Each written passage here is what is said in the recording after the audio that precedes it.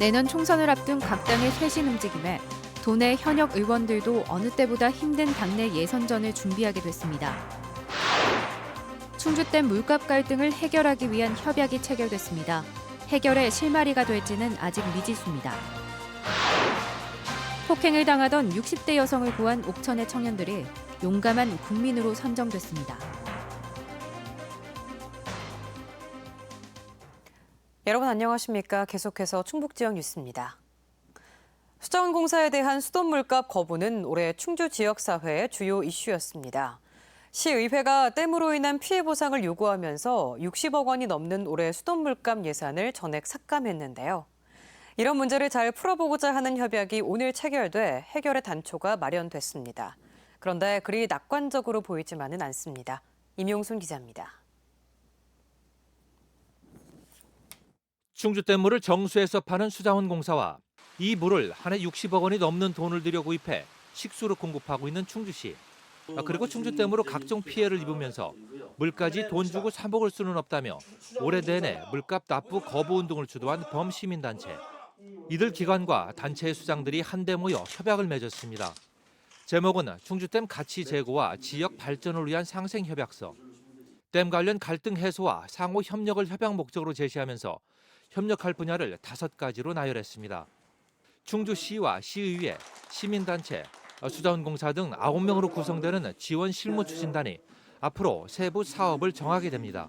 지역 발전을 위해서 노력해야 될 부분에 대해서 좀 더 실무적인 진행이 될 수 있을 거라 이렇게 생각을 합니다. 우리 충주 시민들한테 혜택해 주는 그런 방향을 찾도록 노력을 하겠습니다. 그러나 이번 협약으로 충주댐 관련 갈등이 곧바로 해소될 가능성은 높아 보이지 않습니다. 수돗물값 예산을 삭감해온 시의회에서는 창구 단일화와 논의의 시작이라는 데 의미를 두는 정도입니다. 저희들이 아직까지 K호텔의 요구사항에 대해서는 K호텔에서 아직까지는 대책이 없기 때문에 그거하고는 별개라고 생각하시면 될 것 같습니다. 꼭 2년 전에도 충주시와 수자원공사는 이번과 같은 장소에서 상생 발전 협약을 맺고 실무 협의회도 구성해 나가면서 서로 협력을 약속한 바 있습니다.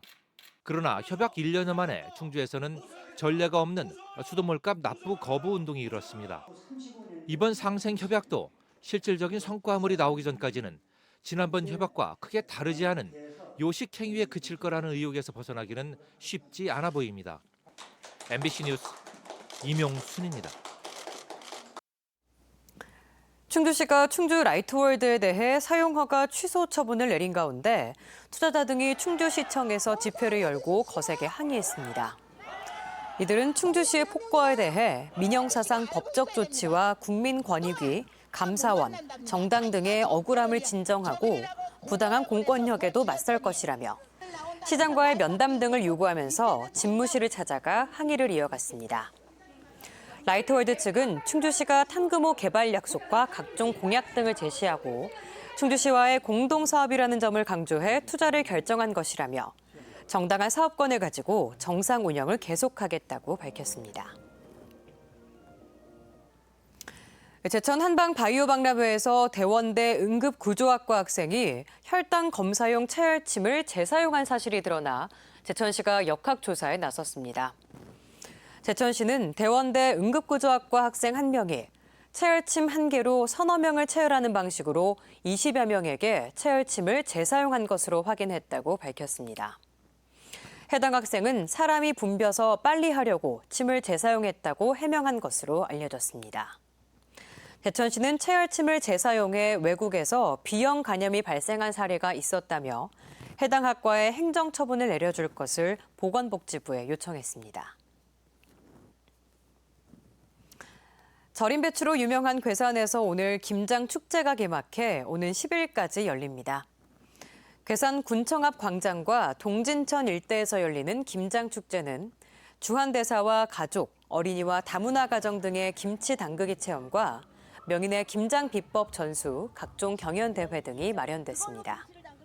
특히 참가비 12만 원을 내면 20kg 절임 배추 한 상자와 만들어진 양념 등을 제공받아 김장을 할 수 있는 프로그램은 사전 접수만 500가족이 몰렸습니다.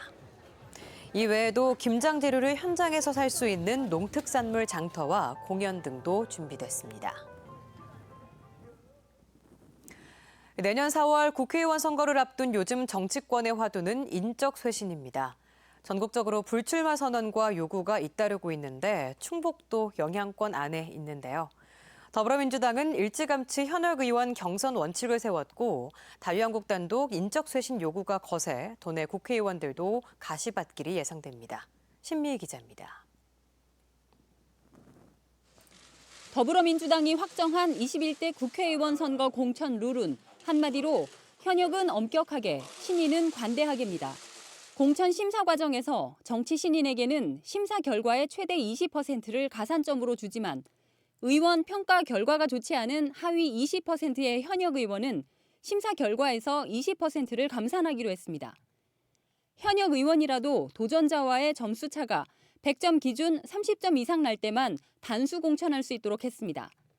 더불어민주당이 지난 7월 이 같은 내용의 특별 당규를 확정하면서 도내 현역 의원들의 총선 가도에 빨간불이 켜졌습니다.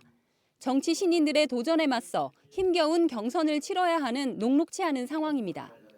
소위 당대표나 몇몇의 힘을 가진 지도부가 좌지우지할 수 있지 않고 시스템으로 하겠다라는 것이 아주 중요한 지점이고요. 자유한국당은 아직 공천 룰이 없습니다. 지난 4일 출범한 총선 기획단이 이제 공천 룰을 만드는 작업을 시작했는데 초점은 인적 쇄신에 맞춰져 있습니다. 당내에서 중진을 향한 불출마 요구가 높아지고 있어 재선 이상이 포진한 도내 자유한국당 현역들도 가시밭길이 예상됩니다. 현역 우리가 물갈이를 한다는 그런 부분도 있어야 되고 개혁을 해야 된다.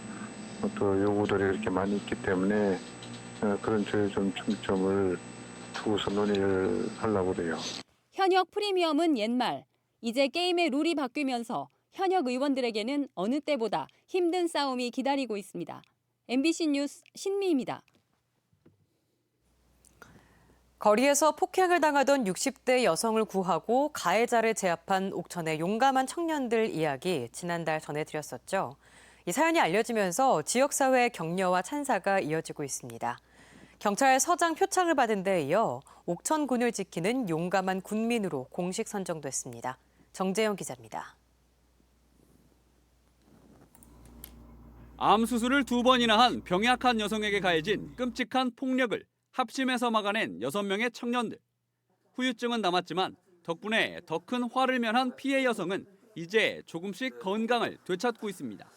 정말 고맙지요. 그 학생들이 진짜 은인이지요. 저한테는 아무도 없는 상황에서 누구도 돌아보지 않았는데.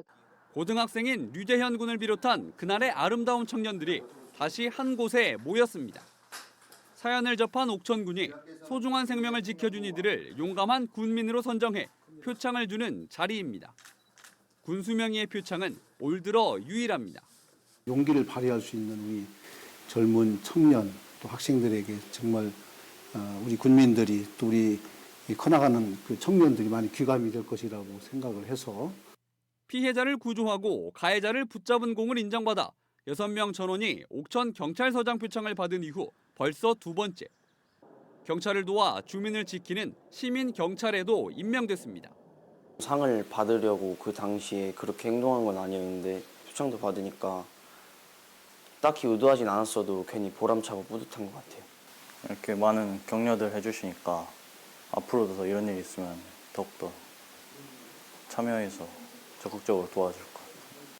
자칫 사건에 휘말려 곤경에 빠질 수도 있었지만 불의를 보고 외면하지 않은 이들. 남의 일에 무관심하기 쉬운 요즘 우리에게 많은 메시지를 던지고 있습니다. MBC 뉴스 정대영입니다. 어젯밤 11시 58분쯤 괴산군 청천면의 한 양계장에서 불이 나 세개동을 태우고 45분 만에 꺼졌습니다. 이 불로 병아리 2만 4천 마리가 폐사해 소방서 추산 1억여 원의 재산 피해가 났습니다. 이에 앞선 오후 8시 반쯤에는 소수면의 한 단독주택에서 불이 나 2시간 반 만에 꺼졌지만 1억 2천만 원이 넘는 피해가 났습니다. 시제 방화 테러로 11명의 사상자를 낸 80대가 경찰의 수사를 받았습니다. 진천경찰서는 어제 진천군 초평면의 한 야산에서 시제 도중 종중원들에게 인화물질을 뿌려 1명이 숨지고 10명이 다치게 한 혐의로 체포된 80살 A모 씨를 조사했습니다. A씨는 범행 직후 독해 치료를 받아왔으나 의식이 있고 생명에 지장이 없는 상태로 병원에서 조사를 받았습니다. A씨는 범행 전날 휘발유를 미리 구매했다고 진술한 것으로 알려졌습니다. 경찰은 A씨에게 살인과 살인미수 등의 혐의를 적용할 수 있을 것으로 보고 있습니다. 충북 지역 뉴스였습니다. 고맙습니다.